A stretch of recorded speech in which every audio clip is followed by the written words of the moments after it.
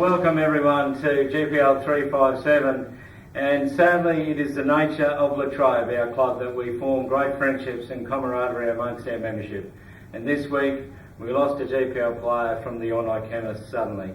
Ray Kelsey was one of the good guys of our club. Humble but very supportive of so much of what we do, whether it was at the opening in February of our club after the sewer project, putting his company name aptly to our Latrobe Grand Slam each year. He was an avid member of the All-Night Chemists, and he was one of the governors that continually get together to raise money for charities each year. Ray would always be putting his hand up to help make Latrobe better. I'm sure I speak for everyone, sending deep sympathy to his family and close friends, especially those that are here at Latrobe, and there are many. Rest in peace, Ray, and thanks for all you did for the club. Sorry guys, it's a bit of a solemn start to the show, sadly. However, we might, if we can put that aside, and I'll introduce you to the panel today. Our man behind the bar is on holidays, joined by two captains. On my left, we have the captain of the now high-flying Wood Ducks, Matty Sellers. Welcome, Matty. Thanks, guys. And on the right-hand side is the captain of the Wanderers, who just hit a small hurdle on the weekend, which we'll get to later on. Welcome, Kev. Thanks, Tony. So what we'll do, as always, we'll go through the reviews of last week. We'll go out and search for some lost degrees out on the course, and we'll do some more reviews. We'll have a bit of a chat to the two boys about how their teams are going. We've got a 100-game player from the Gummers, which we'll highlight, and then we'll give our tips to week 4. So we'll kick straight off, and I'll go into the number 1 match. The Wood Ducks, the high-flying Wood Ducks, were against the Chemists, and this was the highest scoring draw in the history of GPL, 185 all. Both teams had heavily invested in the draft this year, and I must admit they've both shown that they're, I think, going to be a force this season. Who have you got there, Kev? I've got the first one here as a Tridents and Back Nine Mafia. This turned out to be a fantastic match. The Tridents have been a force to be reckoned with for many seasons. They're a very even side, and that came to the fore again on Saturday, where they got up and defeated the Back Nine Mafia by the single point. You can't get it much closer than that. We've had a draw in the first one and a 1-point match in the second one, and it all goes well for a great year. Yeah, there was 10 scores on 180 or better in a stroke event, so the scoring has been hot so far. Who you got there, Matt? Unbelievable. So I've got the top scoring team of the round. The Tunners taking on the Gunners, and the Tunners with 190 defeated the Gunners with 181. Now, this is the Gunners' third loss of the season. It a is. Team that's usually right up the top in the top 4, and they're usually very hard to beat. Well, this year it's just not going that way. It is amazing, actually. If you look at the bottom of the table, somewhere where you guys are nowhere near, the Corruptibles, Gummers and Ferrets are the bottom 3, all premiership teams of the past. It just shows the cyclical nature of GPL here at Latrobe. And we'll go into our next review, and I've got the Mighty Buglers, who are being magnificent, and they played the Corruptibles, who are still searching for answers. The Buglers just dominating at the moment. They are up and about, they believe they're good. There is no doubt about that, but they're certainly backing it up with performance. And the Corruptibles just appear to be looking for something. I reckon they're slipping into crisis, guys. They're at the bottom of the ladder. They lost by 10, and they need something to give them a spark, and maybe it'll happen this weekend. How about you, Kev? I've got, speaking of the Ferrets, who are down towards the bottom, I think they crawled into a hole a couple of years ago. I think they're still down there, actually, because they just don't seem to be able to fire for a team that's got so many good players in there. Again, they lost 181 to 164. There's signs of life there, but will it come to the fore or not? I don't know. And Wolfpack, they're finally off the mark and running, so hopefully they can continue on. And they've been wanting to play the Howling Wolves for a while now. They finally got to howl their team song. How about you, Matty? Mate, I've got the Wanderers and the Surats, and look, after the Wanderers were undefeated to start the season, it must be said, they've come out and look, they've had the weekend off. They scored 138, and especially as Kev was telling me before, they started 37th and 35, and after that there wasn't a lot in. The Surats get their first win of the year, big percentage boost, so they'll be turning up every week, and I'm sure they'll go very well for the rest of the season, Precy and the boys. Yeah, they'll need to turn up. Bit of an off day, Kev, but we'll get to that. What we do each week is we get out there amongst the field of battle and we search for a few of these lost degrees that we don't have, and it's amazing.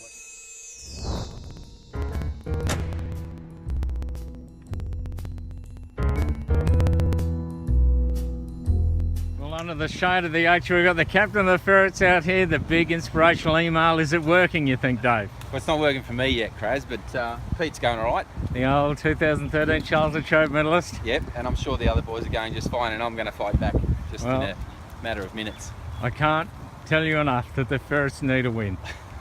We do, and I think it's just a matter of time. Well, let's hope so. Good luck, mate. Hours. Here we have the captain of the mighty Corruptibles in the shirt, wearing the cap. The much maligned Corruptibles, I've been told that maybe the panel of GPL 357 has been a bit tough on you. Well, I thought that it was a pretty harsh grilling, but And here we are, Dave Allen, can I grab a soundbite from you, big fella? What? How are you travelling?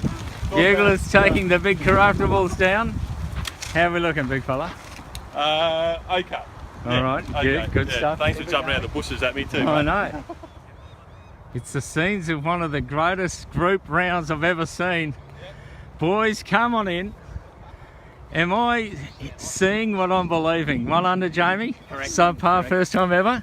First time here, yeah. For the chemist, well done. Holty, burning it up. Yes, I am. Net what? 41 points. 41, that's 67. Yeah. And Adrian Russo, what did you finish up having? 44. 44. 44 points. Campo, should I ask? Nah. The camera runs what I made today. Media bat. Well, guys, let's face it, that is absolutely magnificent. Thank you very much. Thanks, The Tony. gun group on the course, Oh, yeah. there they are, and 2 chemists. And a duck. And a duck plant again. Whack, whack, whack. Yeah. Jeez, it is just sensational. Yeah, so it's all happening out there on the front. We'll do a couple more reviews to go. We might slip to you, Matt. Who have you got there as your I've last got review? the F Troop versus the Phoenix. So another big score from the F Troop's going 186, defeating the Phoenix. Extraordinary, the Troop. It's unbelievable. They're undefeated. They're second on the ladder. They've just had a great start. Stroke effect. Yeah, massive, absolutely massive score. The Phoenix struggling down the bottom of the ladder with one of the more poor percentages down there. And look, with their draft pick, number 1 draft pick Carolyn Streeter and their number 2 draft pick Mitch Grandel, you'd think they'd have to lift sometime soon. It'll happen for sure. How about you, Kev? I've got the Vultures and Wally World. Wally World won fairly easy. They won by 10.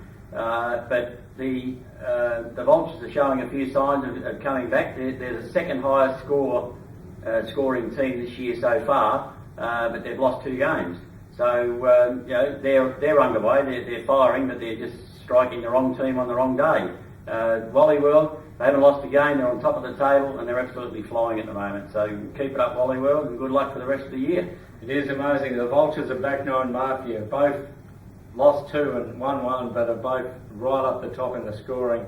And then with the Chemists and Wood Ducks, who are perennially have been missing finals, it does look like there's a bit of change in the air for GPL this year. I'll just have a chat to you guys. Fellas, Matt, the high scoring draw, super effort against the Chemists, who are a good side. Yeah, definitely.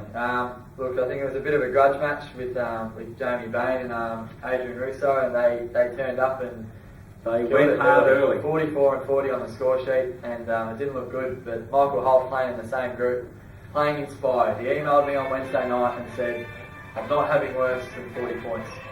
And he came out. Good God! Can you believe this? One of the captains is playing the Collingwood theme song. This is disgraceful. That's my phone ringing, Tony. That'll be Tommy Finnegan ringing me, asking me why I'm not down there drinking beer. I thought it'd be KB ringing, wanting to talk about Richmond's 1-point loss. But anyway, we'll just talk over this rubbish. You had a clean out at the start of the year, Matty. It was no secret we had to get rid of him. I'll cut you out of this thing, and I'm just talking about we had a bit of a clean out at the start. Can I ask you one thing? Are you missing Alan Ingram? Look, to be honest, not really at the moment. He didn't turn up much last week. We'd love to have him back when he can actually play every game, because when he's in the team and playing every week, he's a very valuable player, but when he's not turning up, he's as good as anyone else. Another big out for us was Theo. I think for us. Big Theo. But he has been replaced very well by some of our draft picks in Matty McCarthy. So Tough day for Theo today. It's raining. Doesn't like getting the hair wet. He wouldn't be playing if he was here today. There's no doubt. He'd be, if he was here on the panel, he'd be there motionless looking at the camera. Kev? Well, we go from the highest scoring draw in the history of the GPL to the lowest scoring Wanderers score ever. Well, what happened? The old adage bums on seat comes into it, I think, Tone. We only had 6 players, and you can't win games when you've only got 6 players. No, it does make it hard. So we'll bounce back. We had a couple of good scores in there, and just no backup in there to come through, and we'll be there. We've won 2 out of 3, and we're not panicking yet. We're still in the 8, and we intend to stay there for the rest of the year. There's no doubt about that. They've been very impressive so far, the Wanderers. We'll hope that that's just a blip on the radar. Wow. It's all happening. That's Bobby Marsh from the Tunnels. Everything's happening. He must be rigging. I didn't think this was streaming live. Speak to you later. That's all right, I'm sure. He'll pick this up. It's a rabble. Wood Ducks in form, straight up against the Buglers this week. This is a massive win. it is a massive game. Look, we'd always love to knock off the Buglers with Streeter and Brett Mansfield in there. We'd love to knock them off. You're not the only ones who'd love to knock them off. Definitely. They're going well. Look, we've got the form. We're only going to be missing 1 player this week. And hopefully we can hopefully that's not a tune to the Bugles over there. That is Hopefully we're calling early. So we want the Wood Ducks. I'm feeling the Wood Ducks will get up this week. It could be an omen bet because they have been known to go early with their talking. Bobby, I'll ring you back. But I'll just slip over to our telecom man here, Kev. You guys can get back on track against the Phoenix who are struggling. A chance to jump straight back into the winner's circle, maybe. Well, we hope so. I've had a look at the time sheets for this week, and we have got 11 players down for this week. So I'm hoping that everyone turns up because I think when we've got a full side in, then we can beat anybody, and I think we can do the Phoenix quite comfortably this week. You don't want to take them lightly, just like the Demons took the Bombers lightly. No, we can't do that because every team is quite capable of winning on their day. So we've just got to get the scores on the board and hope that's enough to hold them out. Exactly. Well, good luck, guys, on the weekend. We do have a 100-game player to celebrate. From the Gummers is Ian Pedler's playing his 100th game this week for a team which is struggling, but I'm sure this may be the thing that gets them up.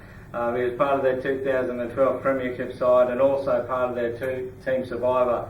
Well, part of the streak, in fact, from 2011 to halfway through 2013. Picked up 2 trophies. Ian Pedler, all the best in your 100k, mate. Play well. All we've got left to do, guys, is the tips for round 4, and we'll start with the mighty Tridents. The Premiers are up against the Wolfpack, who howled. I'll go for the Wolfpack to continue. No, actually, I won't. The Tridents are fantastic. I don't think I picked them this year, so I will actually suggest that the Tridents will continue on. Yeah, how about yourself? I'm going to go for the Wolfpack. I just think the strength of your Chris Page, Craig Baker, Chris Dance kind of guys, and Dad hopefully can actually do something for his team.